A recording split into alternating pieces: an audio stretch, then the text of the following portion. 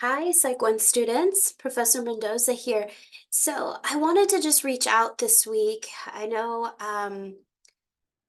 you're maybe a little, I don't know what's the word. I just want to make sure that you're still feeling motivated. I know with the spring break, sometimes after that we're feeling a little, maybe depleted, and just looking forward to. And other things. And as high school students, I know that you have so many other things going on and so many fun things as well to look forward to. Because after all, in terms of your developmental stage, that's where you're at, and that's important. Okay. So this week, we will continue with chapter 9. And chapter 9 has many, many theories on human development. Most of them only included up until the adolescent stage. Okay. So if you have not been fully keeping track of chapter 9, definitely now is the time to start because you have your first official APA style paper due at the end of this week. Okay. And that's pretty big. This is a two-part assignment. So meaning you will turn in the first part this Sunday, and then in a couple of weeks you'll turn in the second part. So it's really important that you do this first part, or else the second part will seem even harder, even, more challenging. Okay. So the goal here is for you to pick two theories out of the ones that are included in chapter 9. And I want to make sure that you understand how these theories work in terms of their perspective. So, for example, our textbook points out that there are, for the most part, two major viewpoints or perspectives when it comes to human development or lifespan development, and that is the continuous perspective and the discontinuous perspective. So, the continuous perspective views development as happening in a cumulative process. So a baby is born, they're tiny, and every year they get older and older.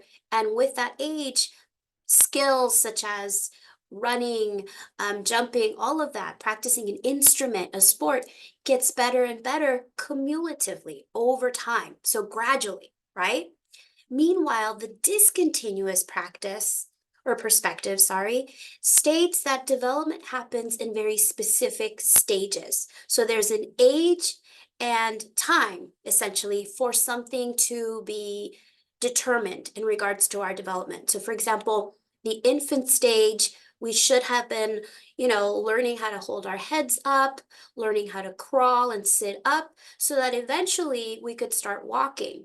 And once we're walking in the second stage of our childhood, we would be able to start, running and climbing trees, and our fine motor skills would also be more developed because we hold pencils and tie our shoes. And then obviously in every stage, we have certain criteria that we have to meet. And if we don't meet that criteria, then usually there's some type of challenge that comes up in our development.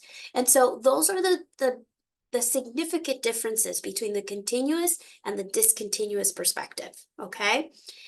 Some of you may have already kind of identified with a theory in regards to what you've read so far in chapter 9. So, for example, Freud's theory is, well, really out there, okay, for lack of a better phrase.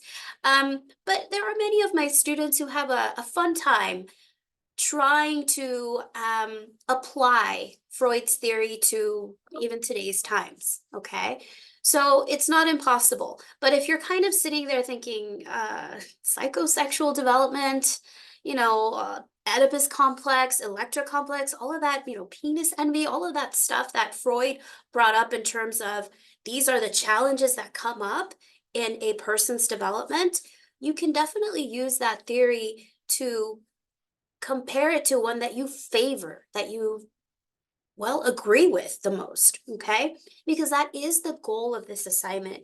It's for you to determine which theory makes the most sense to you when it comes to why humans develop the way they do, okay?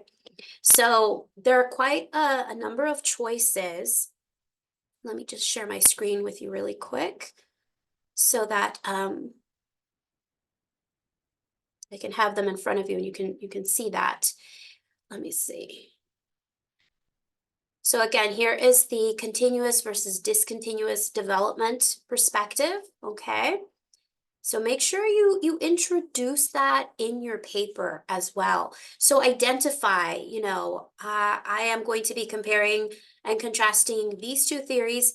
Theory A is a continuous development perspective versus theory B, which may be discontinuous, or maybe you choose both theories, to be the same perspective. But just make sure you identify, because that's important, okay? And if you still have questions in regards to, I'm not sure if my theory is continuous or discontinuous, just reach out and I'd be happy to let you know what perspective it falls under, okay? So here we have a list of possible choices. Now, again, this is not a right or wrong answer type of paper. It's more so you gathering the evidence, okay, in regards to explaining in your own words, but still citing the textbook, what these theories are about, all right? So again, your choice could be comparing two theories that you actually favor the most, maybe your like top two favorites, for lack of a better word, or you can compare and contrast one theory that you really agree with versus one that you're just like, ew, no, that doesn't make any sense, okay? The one that you least favor. Or maybe pick two that really don't make sense and you, you want to deal with that. Whatever makes this assignment challenging, but yet, exciting, okay, for you, so that you can learn all of the material. So again, you have a choice between Freud's psychosexual theory. This one's pretty out there, but Freud, after all, was a very controversial figure. If it hadn't been for his ideas and his principles that he, laid out there, others would have not been motivated or pushed to come up with more comprehensive and realistic theories, okay? So for example, Erikson's psychosocial theory was a clapback to Freud's psychosexual theory. Erikson was a student of Freud's, and he respected Freud, as his professor, as his educator. But when he read what Freud basically had said, about development, he was like, oh gosh, no, I don't agree with that at all. And so he put out his own theory, okay?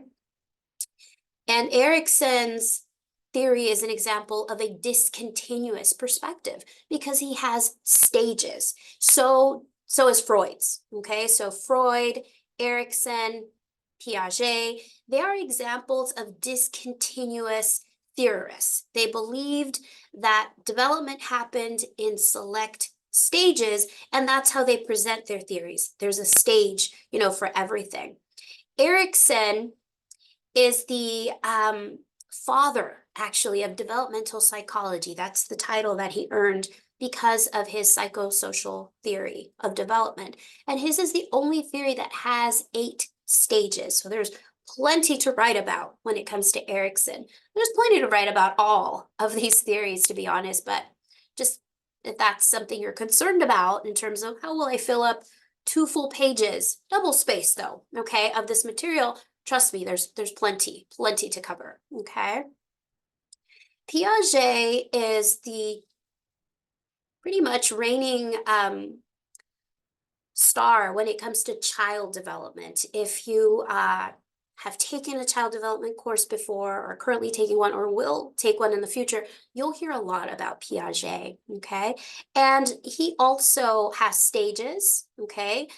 4, but he only covered childhood up until the adolescent stage, all right? And then Kohlberg took Piaget's ideas and decided to come up with a theory of moral development, which is also part of our overall development, of course, okay? Now, obviously, this is a theory that does not focus on the physical development. It's more so focusing on cognitive and psychosocial, which are 2 significant domains out of the 3 in lifespan development. So just keep that in mind as well, okay? And this overall are just the stages of development. So biology obviously plays a role here. But for the most part, there's also theories of attachment, okay? So this again just focuses on the psychosocial domain, how our attachments impact our development. So this is obviously always a hot topic within psychology. I'm sure you've heard terms such as daddy issues and mommy issues, and those types of phrasings, especially when someone now as an adult has some type of challenge in forming relationships, especially when it comes to commitment. Okay. And if they share, well, my father was absent all my life, or I have this terrible relationship with my mother, usually there's definitely a conversation or discussion around there's some type of attachment issue, and now that's definitely impacting their ability to have some type of more stable, healthy relationship as adults. Okay. Let's see. So there's attachment. And again, this is just overall the second portion of the chapter, which focuses more so on the domains, okay? But your overall theories should come from either your choice between Freud, Erikson, Piaget, Kohlberg, okay? Just so that you have, for the most part, an easier time comparing and contrasting these theories, okay? Um, as undergraduates, you should not, well, at least I don't want you to feel so incredibly overwhelmed. So I would like to just keep it as straightforward for you as possible. So if you agree with Freud's psychosexual theory, and what his theory states is that whatever happened to someone in their childhood, that is what's going to form the foundation for the rest of their life. So as an adult, their personality has been set by whatever happened to them in childhood. So if they had a traumatic childhood, according to Freud, as an adult, that person is going to be someone who perhaps is incredibly anxious, is an absolute, just kind of wreck, unfortunately, because of the trauma that they went through in their childhood. But if they had, this wonderful, amazing, stable, healthy childhood, then that would predict health and stability in their adulthood as well. Some would say it depends. In some cases, we do see that, but not so much. Okay. But again, you can definitely compare and contrast it to either psychosocial theory or cognitive theory. Okay, those are fairly comprehensive theories to contend with. There are also humanistic theories on development, and I will include a list for you in the module in case you kind of want to venture out. This information is still in the textbook, but often students kind of just stick to this list that we see here in the slides, okay? So again, all this information is in the textbook. Do not go anywhere else to find the information. Just stick to the textbook and make sure that you're citing in APA style. If you're not sure how to do that, go back to the APA style PDF that is found in the week 2 module, okay? And let me see, let me actually show that to you so that we can be on the same page. Hold on.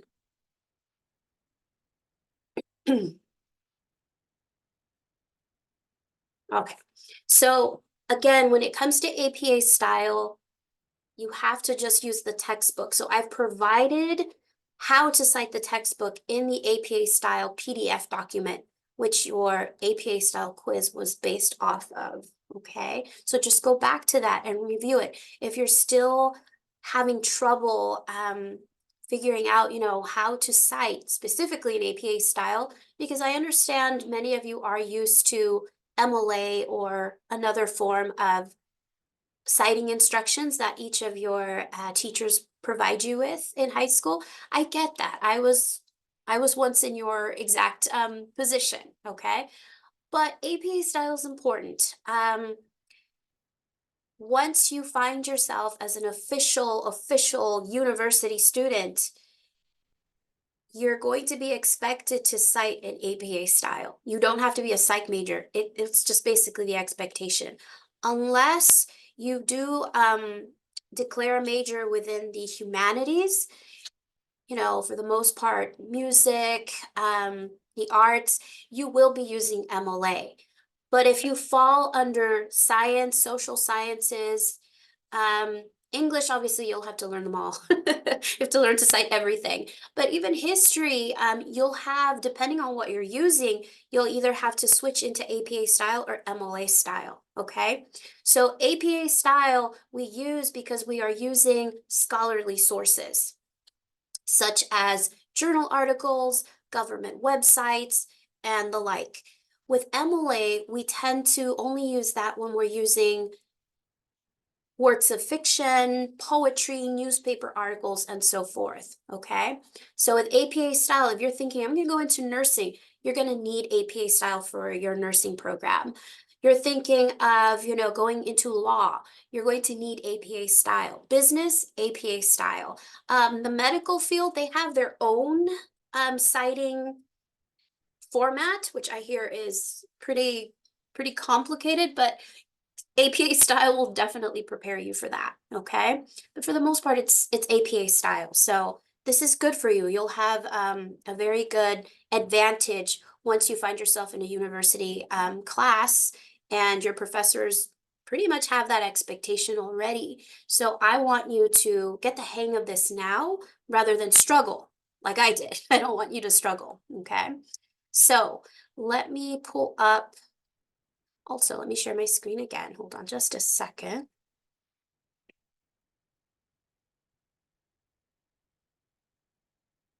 Okay, so here we are in our module. So I did provide you with a little template for this assignment. So please visit that template. It's for you, so download it. Okay, let me click on it. So you see what it's like, and it's disappeared. Let's see. Hold on just a sec. All right.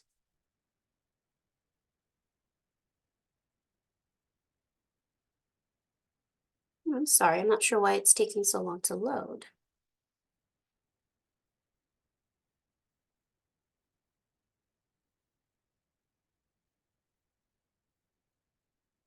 Let me just open it separately and, oh, there it is. Never mind. Okay.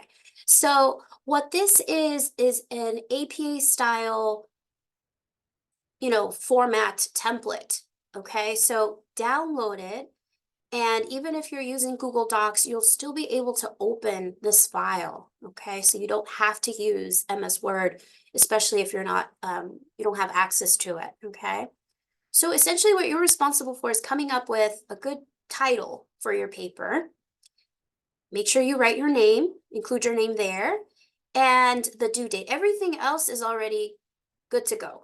The page number is there for you, so you don't have to touch anything else on this, okay? Leave the bold on the title, it's supposed to be, and then again, fill in your name here and then the due date, okay? The rest, you can leave these little subheadings there if you'd like, or if you feel you have a better subheading for it, then go for it. Okay, that's fine.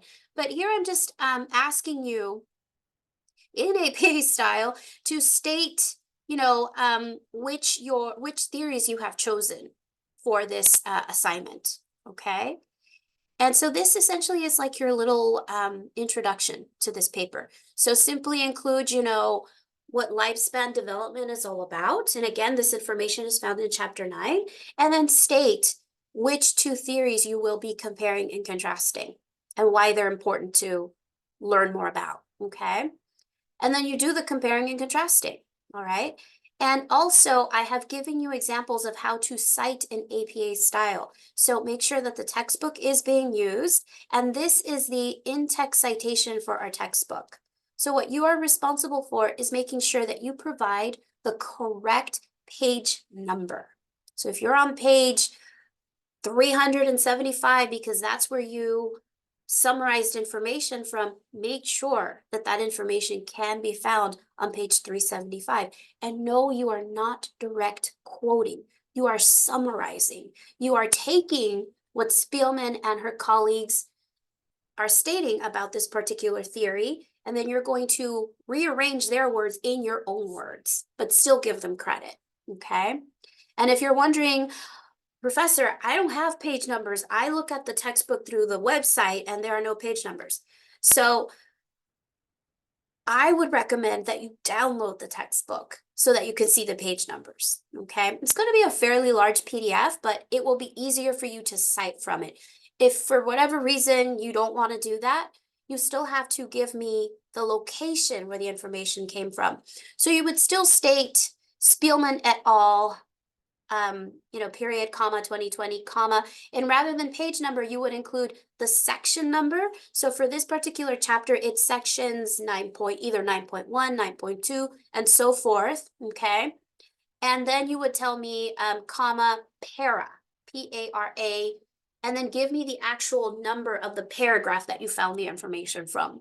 So this may take a little longer, but there are students who don't mind doing that at all. So again, how to do this is all found in the APA style PDF document, which is in the week 2 module, okay? So for this section, the compare and contrast, there should be plenty of in-text citations because you should be giving credit to the textbook. And essentially just that's your evidence, okay? And then in the comparison, same thing, compare them, all right? Contrast them. And again, there should be plenty of in-text citations for the textbook. Your overall critical analysis is to tell me the reasons why you favor one theory over the other, okay? So here, it's more so your perspective, but you still want to include, a little bit of evidence from the textbook. If you happen to find another source, that's okay too. But most of your in-text citations should be for the textbook, all right? And if you're wondering, well, what other sources could I possibly use for this assignment? Scholarly sources only. So that would include government websites such as the National Institute of Mental Health, the CDC, okay? You could also use APA's actual website, so American Psychological Association.org. You could also use journal articles, so anything peer-reviewed. You actually have access to those through Mission. So if you're interested in using those, please reach out and I'd be happy to send you in that direction if that's what you'd like. If you're just want to keep this as straightforward as possible, stick to the textbook, okay? And you'll be fine. But please do not use Mayo Clinic, Psychology Today, verywellmind.org, Wikipedia. Those are no-nos. You do not use those. They are not scholarly sources. Do not go to WebMD, none of that, okay? If you find something that just looks really interesting and you'd like to use it, but you're unsure whether it's a scholarly source or not, just reach out. Share the link with me and I can let you know, okay, fine, use it. Or the worst thing I can tell you is sorry, no, that's not a scholarly source, okay? So there's that. So the expectation for this paper is that you have the title page and then 2 fully filled pages, not a page and a half, not a page and a third, or almost there, 2 fully filled pages of content, okay? And everything should be double spaced. So as you can see, if you download this template, you're good to go, all right? It's already in the format that it needs to be. It's 0.12 font, Times New Roman, which is what APA style requires, and it's double spaced. And then your last page should be a references page, not a works cited page, but a references page. That's another difference between MLA and APA, okay? So it's there. You only have to make sure to locate the full citation of the course textbook. It's there, it's on the syllabus, and it's also included in that APA style PDF that I shared with you in the week 2 module, okay? So make sure you list it here. If you only stick to the textbook, this will be fairly easy for you to create. You only include the reference for the textbook. If you happen to have other sources, then obviously you will have to make sure they're in alphabetical order and that they're in the correct format, okay? But again, just reach out if you have any questions or concerns, or you still need a little more clarification on any part of this assignment, all right?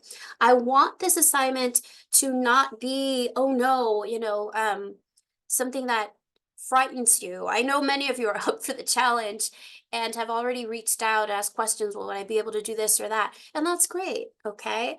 Um, but again, I just want this to be a overall positive experience for you, because this is just the beginning.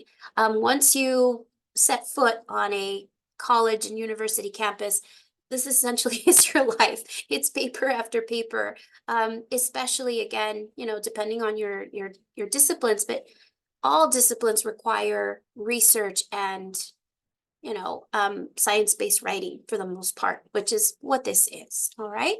So again, if you have any questions, concerns, jokes, reach out. I'm here for you, and I'm looking forward to reading your papers. Okay. Take care.